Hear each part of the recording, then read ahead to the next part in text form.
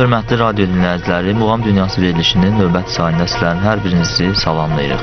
Ənənəmizə sadiq qalaraq həmişə olduğu kimi mənimlə bu Muğam Dünyası verilişini birgə aparan Vahid müəllim də bugün studiyamızdadır. Hər vaxtınız xeyir olsun, hörmətli radio dinləyiciləri. Biz keçən verilişlərimizdə artıq rast və şurla adında olan bu məqamda olan muğamların hər birini sona yetirdik. Biz keçən verilişimizdə Azərbaycan muğam aləmində özünə məxsus mövqeyi olan Azərbaycanın ana laylası kimi həmişə bizim qanımızda olan Segah adına, Segah məqamına müraciət etmişik. Segah məqamında olan Zabul Segah muğamı haqqında biz hörmətli dinləyicilərimizə keçən verilişimizdə məlumat verdik, onun ifaçıları haqqında, tarixi haqqında. Bugün isə biz növbəti bir muğam dəstgahı olan, yəni Azərbaycan muğam sənətində özünün xüsusi yeri olan iri həcmli muğamlarımızdan biri Segah adına daxil olan, Segah məqamında olan Xaris Segah muğamı haqqında siz hörmətli dinləyicilərə çalışacağıq ki, ətraflı məlumat verək.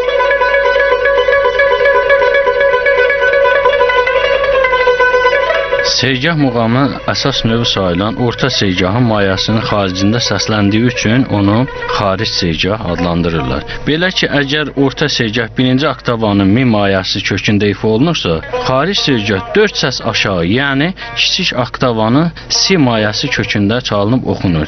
Deməli, maya kökü orta segahın mayasının 4 səs, 1 kvarta intervalı həcmində aşağı olan muğam xaric segah adlandırılır. Elə adından da göründüyü kimi xaric segah, yəni bunun ikinci bir adı da var, yetim segah deyirlər buna. Evet. Xaric segah muğamının çox gözəl, dəyərli ifaçıları olubdur ki, onlardan da biri tarixdə adı həmişə segahla birgə çəkilən Segah İslamdır. Yəni İslam Abdullayev Xaric segah o vaxtı, yəni yetim segah kimi tanınırdı bu ad. Bunun mükəmməl ifaçısı olubdur. Bu gün də Xaric segah muğamının gözəl ifaçıları vardı ki, Azərbaycan milli musiqisini, muğamlarımızı yaşadan sənətkarlarımızdır. Vahid müəllim, onu da qeyd etmək lazımdır ki, bu Xaric segah muğamına ən çox qadınlar müraciət eləyir. Yəni qadın səsində segahda olan yanğılıq daha çox alınır. Ona görə də qadın xanəndələrimiz Xaric segah muğamına çox tez-tez müraciət eləyirlər. Siz qeyd etdiniz segahın ən mükəmməl ifaçısı mərhum sənətkarımız haqqında. O dünyasını dəyişərkən deməli deyirlər ki, segah dünyasını dəyişdi. Bəli, o insan elə bir gözəlliyə, elə bir özünə xas şəkildə bu muğamı ifa etmişdi ki, segah muğamı onun adı ilə bağlanmışdı. İndi də haliyyədə keçirilən muğam müsabiqələrində və yeni yetişən gənc xanəndələrimiz arasında da gözəl segah ifaçıları, yəni xaric segahın bugün biz bəhs etdiyimiz bu muğam gözəl ifaçıları yetişir ki, biz çalışacağıq ki, onların gözəl ifalarını təqdim edək. Və Xaric segah muğamının mən istərdim ki, şöbə və güşələrini hörmətli dinləyicilərimizə çatdıraq Vahid müəllim. Birinci hissəsi bütün muğamlarımızda olduğu kimi Əlfəz müəllim. Hər bir muğamın bərdاشtı, yəni girişi, onun özülü birinci bərdaş ilə başlayırıq. Xaric segahda da birinci bərdaş, sonra ikinci özündə yer tutan hissəsi maye segah, üçüncü şikəstəyi fars, dördüncü mübərriqə, manəndi hasar 5-ci, manəndi müxalif 6-cı və zil segah 7-ci hissə kimi, axırda zil segaha ayaq, yəni ki, muğama qaidişdir. Muğam bu hissələri özündə birləşdirir. Vahid müəllim, ətraflı məlumat üçün çox sağ olun. Mən onu da xatırladım ki, yəni Vahid müəllim dedi sonuncu şöbə zil segah, amma bizim xanəndələrimiz, yəni səs imkanları baxımından zil segahdan sonra eyni ilə, yəni Mirzə Hüseyn muğamında olduğu kimi şikəstəyi fars və mübərriqə də ifa edirlər. Sözsüz ki, bunda da zil və şadraq səs tələb olunur xanəndədən. Vahid müəllim, elə mən istəyərdim ki, hörmətli dinləyicilərimizi intizarda qoymayaq və keçid alaq Xaric segah muğamının ifasına. Bugün biz çalışmışıq ki, gənc xanəndələrimizin ifasını hörmətli dinləyicilərimizə təqdim eləyək. İlk ifanı isə Muğam Televiziya müsabiqəsinin laureatı olan Vəfa Vəzirovanın ifasında siz hörmətli dinləyicilərimizə təqdim edirik.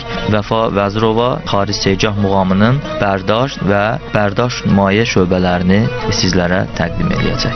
Buyurun, dinləyin.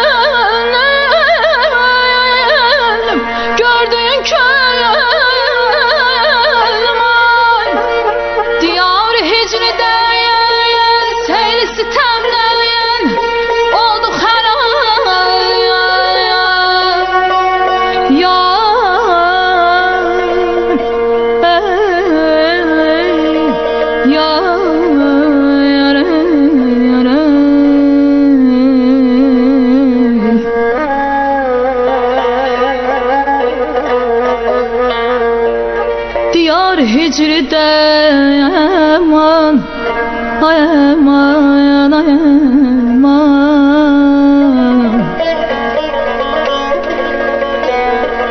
Diyar hicride seyli sitemle olduk harap. Fezayı eşkide abad gördüğün könlüm,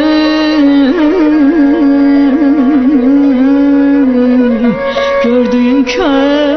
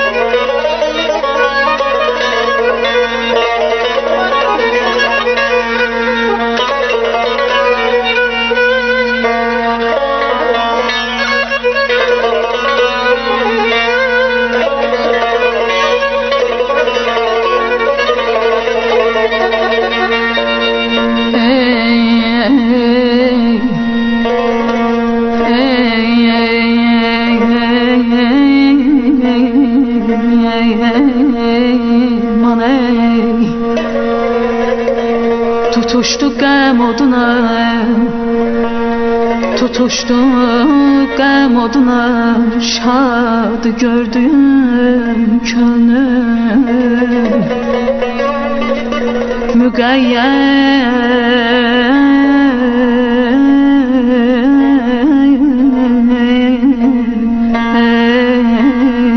balam, müqəyyət oldu olazat gördüyüm könlüm.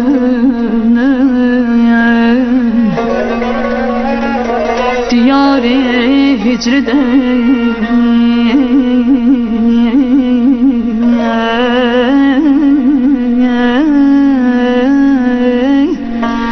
diyar hicride seyli sitemle oldu harap. Fezay eşkiden abad gördüğün könlüm, gördüğün könlüm.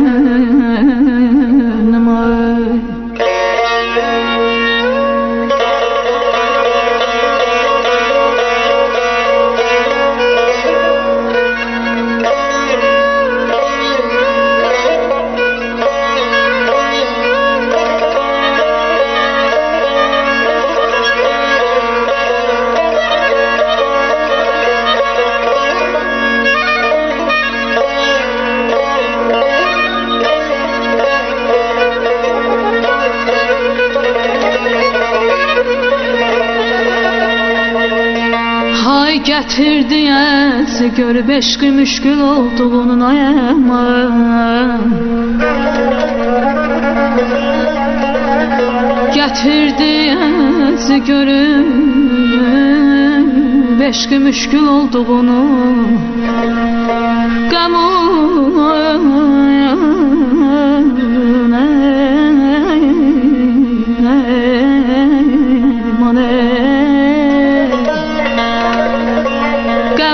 hünerlere ustadı gördüğüm könlüm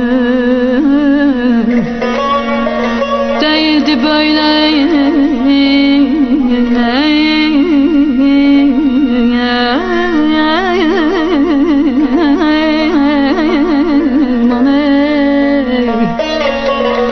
Değildi böyle deminden bir ehli işret idim.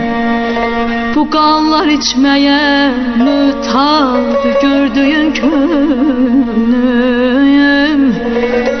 Füzuli eylədi ahəng işıxan-ı Rum, Füzuli eylədi ahəng işıxan-ı Rum. Əsir möhnəti Bağdad gördüğün könlüm, əman əman ay əman. ay aman, aman aman, aman aman da, aman aman, aman ay da bir da, aman ay.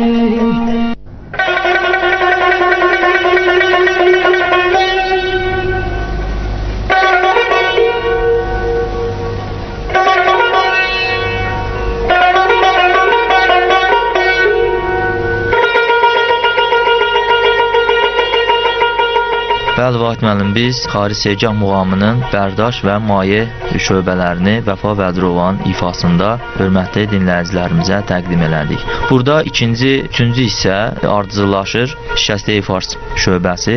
Şikəstəyi Fars xatırladaq ki, elə Segah məqamında, Segah ladında olan bir şöbədir.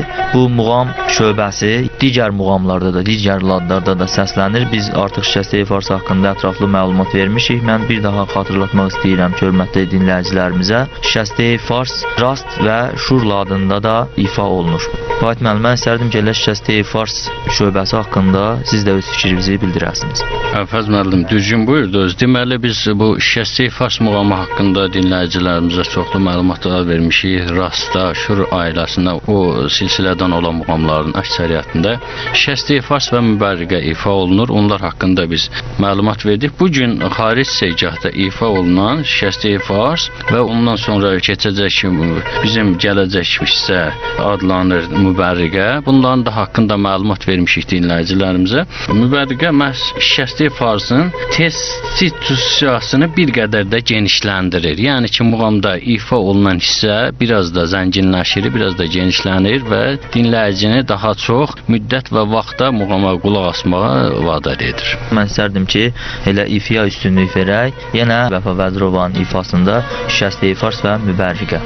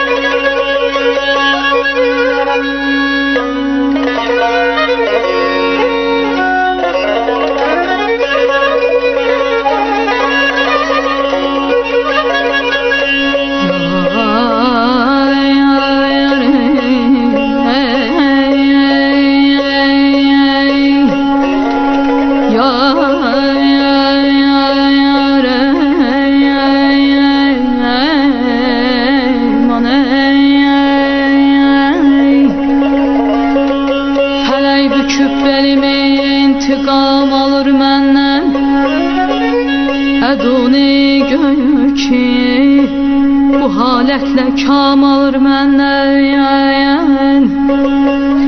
Mənimlə daim o kəslər ki, həm piyalə idi,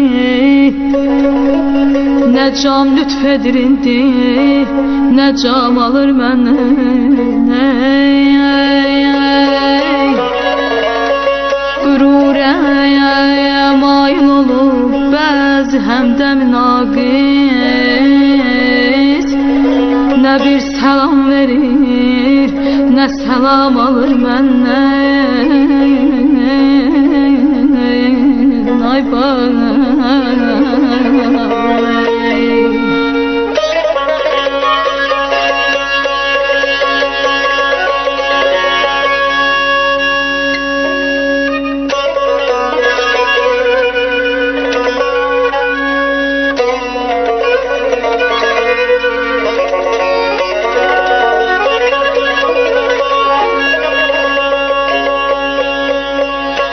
sormuş ki neyləmişəm mən bu mehirsiz fələyə.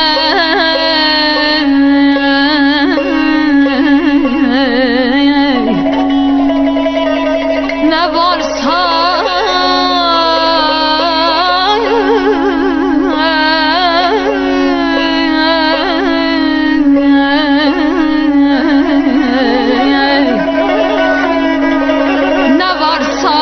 səbr qərarı tamam alır məndən. Mənim bu halımı gördükcə şad olur düşmən.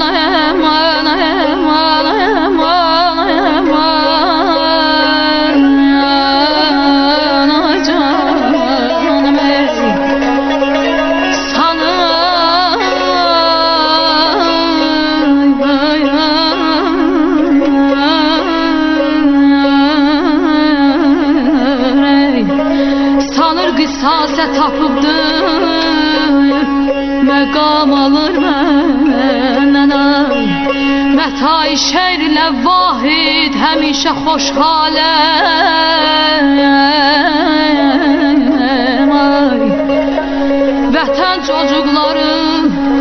Vətən çocukları şirin kəlam alır məndən. Ayar ayar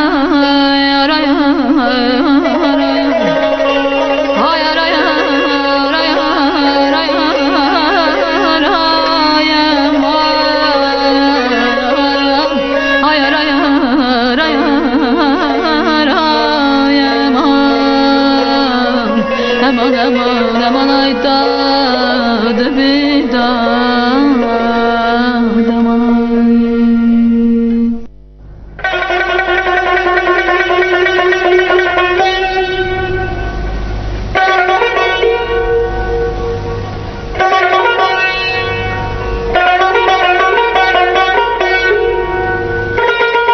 Bəli, hörmətli dinləyicilərimiz, biz Vəfa Vəzirovanın ifasında Şikəstəyi Fars və Mübərriqə şöbələrini sizlərə təqdim elədik. Biz həmişə söhbətimizdə bunu qeyd edirik ki, yəni muğamlarımız bir-biri ilə sintez şəkildə bağlıdır, yəni muğamlarımızın bir-birinə əlaqəsi vardır. Növbəti adını çəkəcəyimiz hissə isə bir daha onu sübut etdirir. Yəni çağırgahla adında olan, mən deyərdim ki, bu şöbədir. Zil manəndi həsar. Yəni manəndi, keçən verilişimizdə də biz dedik, oxşar, bənzər deməkdir. Vahid müəllim, mən istərdim ki, elə zil manəndi həsar haqqında siz də öz fikrinizi bildirəsiniz. Mən xatırladım ki, zil manəndi həsar həm də manəndi müxalif şöbəsinə keçid rolunu oynayır. Bildiyiniz kimi manəndi hasar bayaq qeyd etdiniz, manəndi bənzər deməkdir. Hasar da yəni qurulmuş divar hasar deməkdir. Bu mənadan götürülübdür. Çahargah muğamının bir əsas hissəsi sayılır. Bu bir növ müxalifəyə keçid rolunu oynayır. Bizim deyək ki, Çahargah muğamında da və digər muğamlarımızda da, Zabul muğamında da ifa etdiyimiz muğamlarda adətən hasar, manəndi hasar hissəsi zil müxalifəyə keçid rolunu oynayır. Vahid müəllim, mən istərdim ki, elə bu şöbəni də hörmətli dinləyicilərimizə təqdim eləyək. Xaric Seycahın bu şöbələri Mirzə Hüseyni xatırladır. Eyni ilə, yəni Mirzə Hüseyndə olduğu kimi manəndi müxalif, maye və zil Seycah şöbələri ifa olunur. Mən istərdim ki, elə bu adlarını sadaladığım şöbələri də bizim yenə də gənc xanəndəmiz muğam aləmində öz sözünü demiş, televiziya muğam müsabiqəsinin iştirakçılarından biri olan Səbinə Ərəblinin ifasında hörmətli dinləyicilərimizə təqdim edirəm.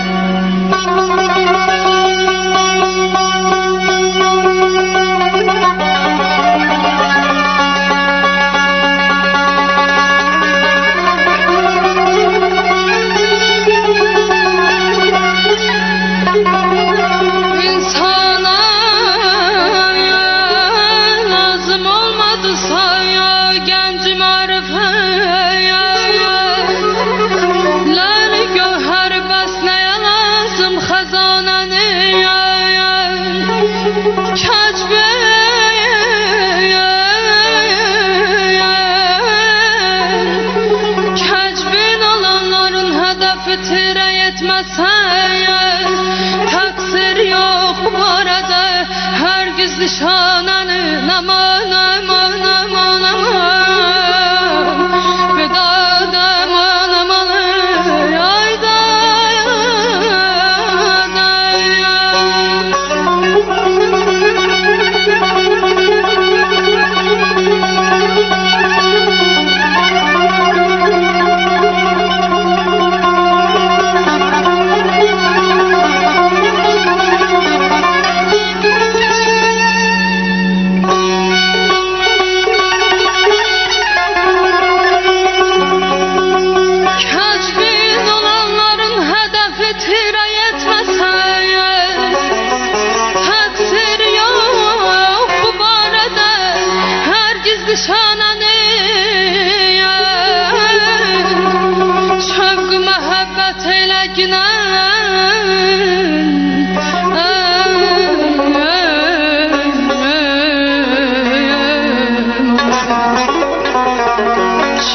məhəbbət eyləginə külü aləmə,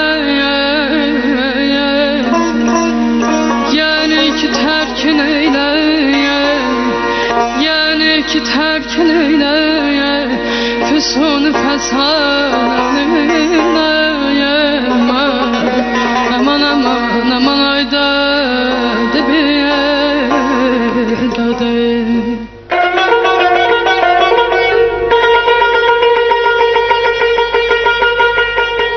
Bəli, hörmətli dinləyicilərimiz, biz növbəti şöbələri də sizlərə təqdim elədik.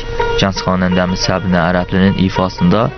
Vahid müəllim, Segah haqqında danışanda sözsüz ki, biz keçən verilişimizdə bu fikirdə olmuşuq. Bizim bəstəkarlarımız doğrudan da Segah ladında, Segah məqamında çox dəyərli əsərlər yazıblar.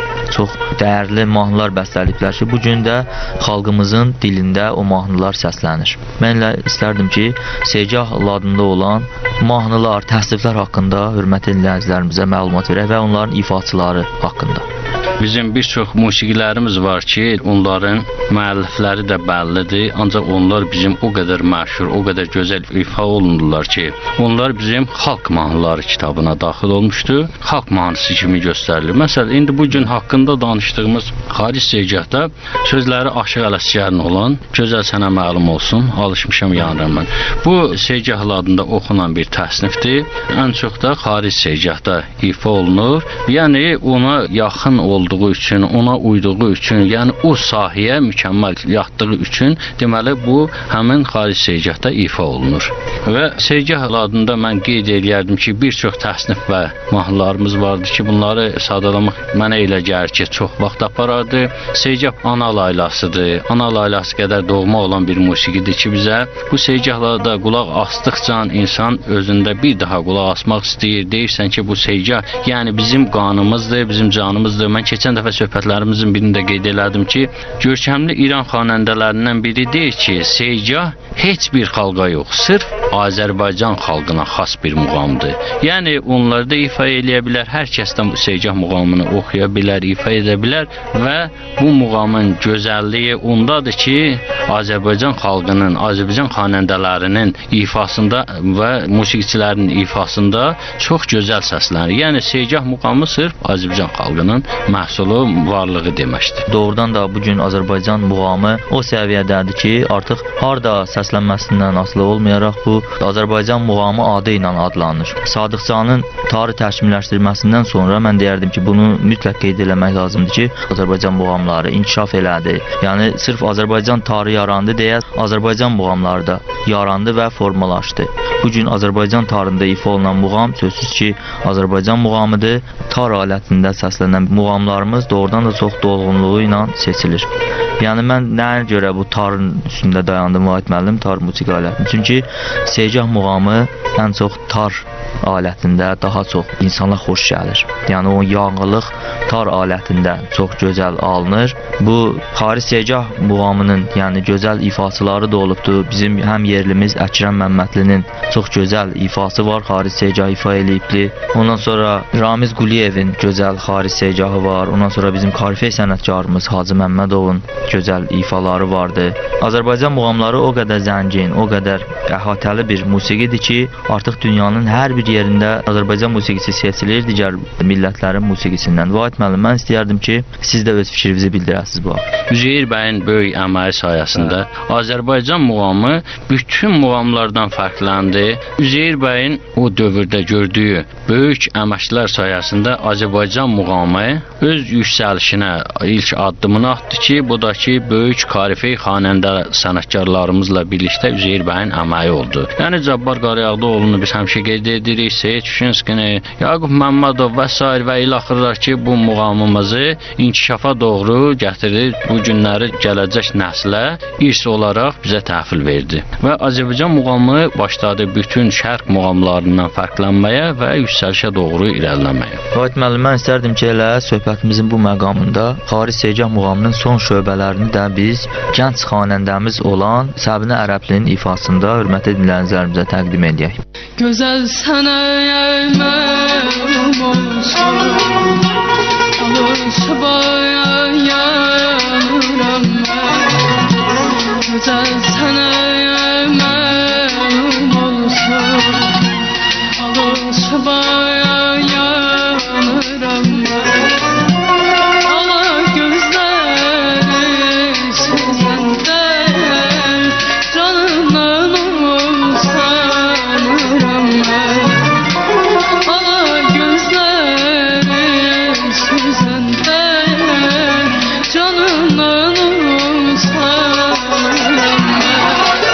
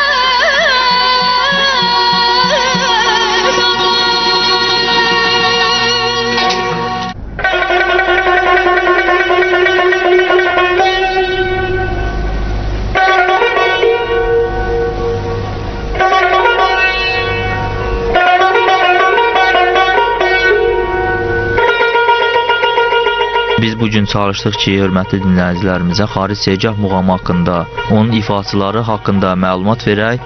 Mən istərdim ki, hörmətli dinləyicilərimizlə artıq sağollaşaq. Gələn verilişlərimizdə görüşmək ümidi ilə, amma istərdim ki, Vahid müəllim son sözü də siz deyəsiniz.